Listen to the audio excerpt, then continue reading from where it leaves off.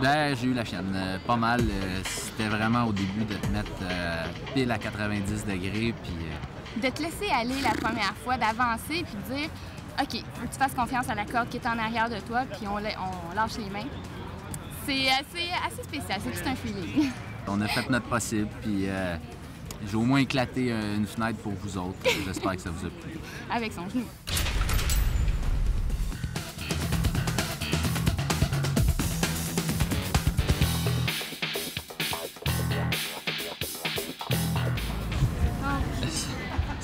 C'est déjà bleu, tu sais, c'est bon signe. Ouais. Ben, j'ai l'impression que là, c'est correct, mais que ça va être moins correct. C'est juste... Une chance qu'on ait des... Non, c'est cogné, fait que... Non, pas encore, mais je sens que ça commence à arrêter un peu plus.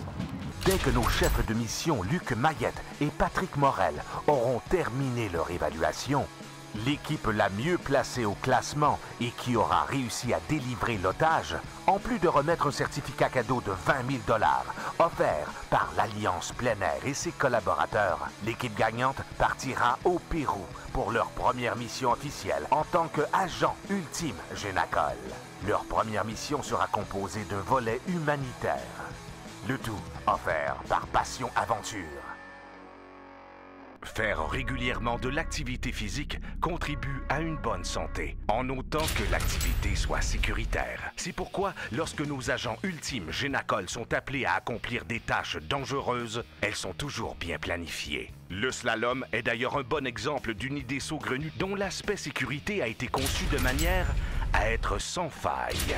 Non, ça ne me dérange pas d'y aller. Moi, j'ai confiance. Je suis prêt à recommencer. Good job! J'y retourne. Les aspirants doivent réussir à contourner un maximum de cônes. À quantité de cônes égale, l'avantage ira au meilleur chrono. C'est Nicolas qui aura à descendre dans la méthode slalom. Ça va l'obliger à aller toucher à chaque borne qui a été installée sur le parcours pour maximiser le plus grand nombre de points dans sa descente.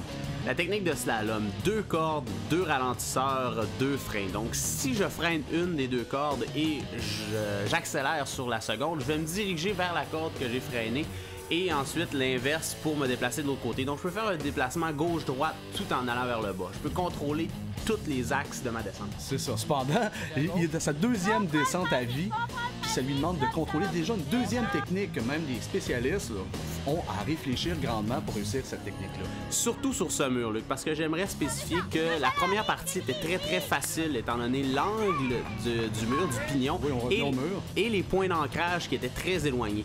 Dès qu'on frappait la deuxième partie de mur, le mur droit, les ancrages se rapprochaient et on avait moins d'appui sur le mur. Prochaine étape, ça va être une question de... On va étudier ça ensemble, on va regarder qui ça a bien été peut-être un petit peu plus que l'autre. Je vous dirais que ça a été bien les deux. Fait que je pense que ce soit Mélanie ou moi, là, je pense qu'on va quand même bien performer dans la prochaine étape. C'est bon!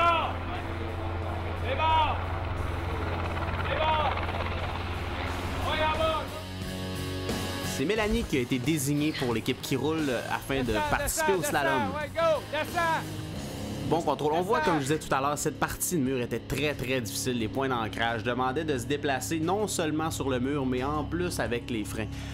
Ça nous demandait de sauter, de faire plusieurs bonds entre le fait qu'on veut se tasser parce que la corde appuie et restait appuyée sur le coin. Là. Souvent, les participants aussi ne continuaient pas le balancier. On voit Mélanie qui va aller d'un côté, mais toutes ses énergies pour aller de ce côté-là.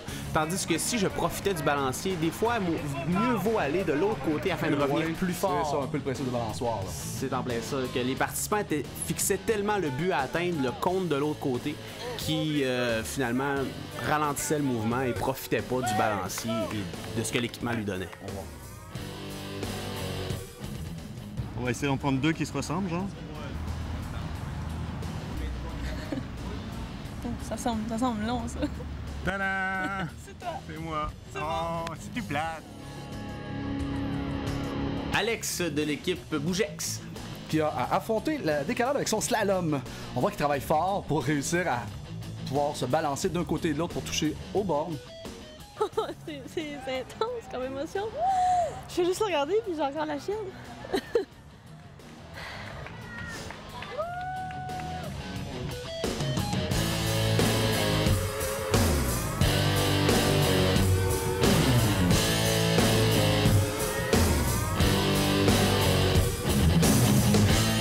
Mais c'est clair que c'est toi qui vas faire le slalom. Parce que je retourne pas. Tu sais, si t'as trippé et t'avais envie de retourner, toi, c'est ça? Ouais, mais c'est Ben, si t'as envie de le refaire tant que ça, vas-y, ça me dérange pas du tout. Je pense que ça va être. Bon, ça a l'air que ça va être moi.